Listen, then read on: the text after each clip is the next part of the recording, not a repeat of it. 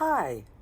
So you want to become fluent in a language, but what does fluency mean? Are you really fluent in your own language? This is Susan Broder from Speak Languages and Travel the World, here to help you improve your English with minimum effort and maximum benefit. So, what does fluency mean? Many people think that fluency means being able to speak a language just like your native language, with all the accuracy, precision, and capability to use varied language. But think about it carefully. You think you're fluent in your own language, but when you then go to a lawyer and he pulls out a lot of legalese, do you really understand every word he's saying?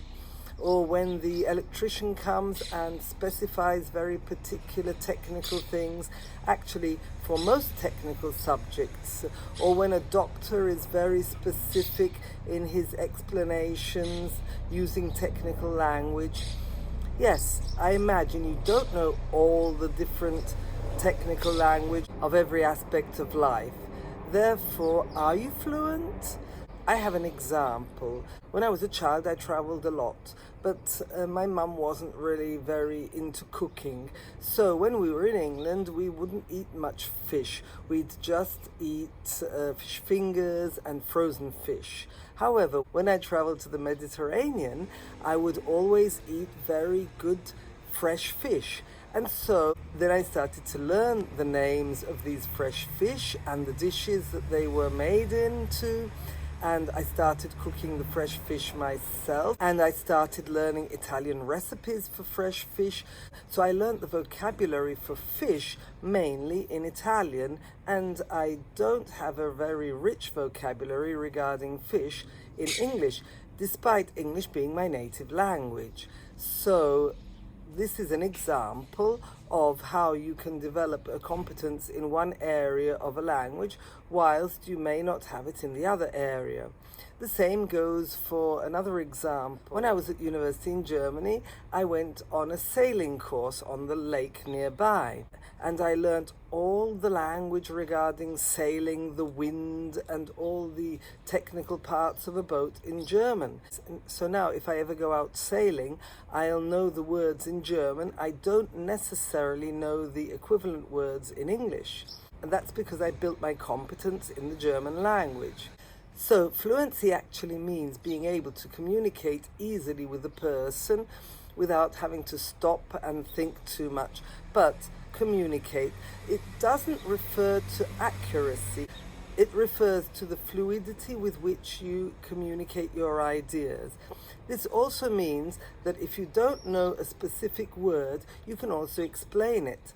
An example is of when I once went into a German shop with an Italian friend of mine, and she just stopped on the threshold of the door and said, "Oh my God, how do you say belt in German?" And I'd gone past that phase because I was able to just enter a shop and say, "Have you got one of those long things that you tie around your waist to hold your trousers up so they don't fall down?" And then the lady said belt in German. And I said, "Oh yes, thank you." So this is what we mean by communicating fluently, being able to express yourself easily, even if you don't know every specific word. So, for example, I taught myself Spanish, and I know that my comprehension is well above intermediate level. However, my grammar is really not very good, and I don't have a very rich vocabulary, a very rich active vocabulary. But if I pick up the phone, I can call the bank, I can call offices, and I can make myself understood, be it with not such correct or elegant language, but we can understand each other and I can get my ideas across.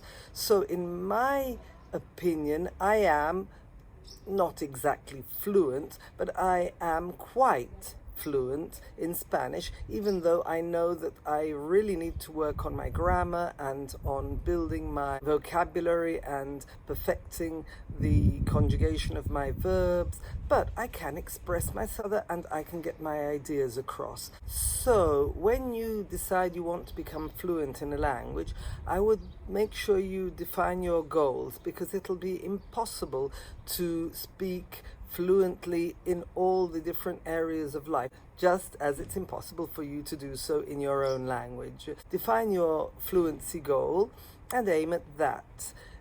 Definitely I would start off with learning basic verbs, basic prepositions, basic adjectives, so that you can communicate your ideas easily and also make affirmative, negatives and questions. And that's already, when you can communicate your ideas, that's already a big progress. So think carefully about what your goals are and aim at those. So don't aim at unrealistic goals which make no sense. Of course, if you're a lawyer, you'll want to learn legal English. If you're an engineer, you'll want to know the technical language of engineering. But for basic everyday communication, you'll be fluent even without knowing that language. Let me know in the comments below what struggles you have in learning English to become fluent and what your goals are. I hope this was interesting information for you. Please subscribe if you haven't done so already, and don't forget to hit the notification bell so that you're notified of any new videos I upload. And I look forward to seeing you in the next one. Bye!